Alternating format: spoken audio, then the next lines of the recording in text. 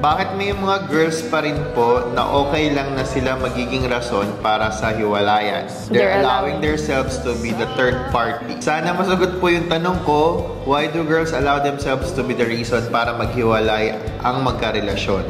Ngayon, she's showing na happy na sila. Ooh! Juicy. Ang hirap ng question na to. Baka may masabi ako.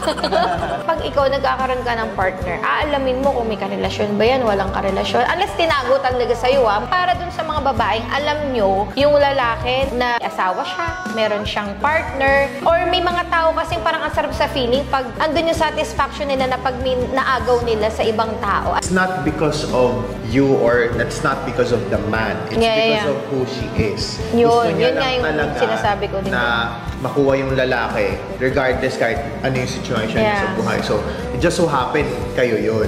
Ang mapapayo ko naman, dapat ikaw, marunong ka din mag-guard. Huwag mo hayaan na maagaw sa'yo yung boyfriend mo. Kailangan you secure your relationship Ang buhay parang Quiapo. Dapat marunong.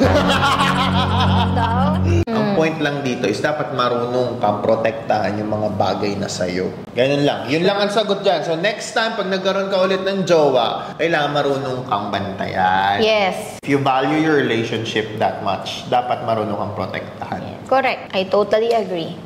And I'm doing that all the time.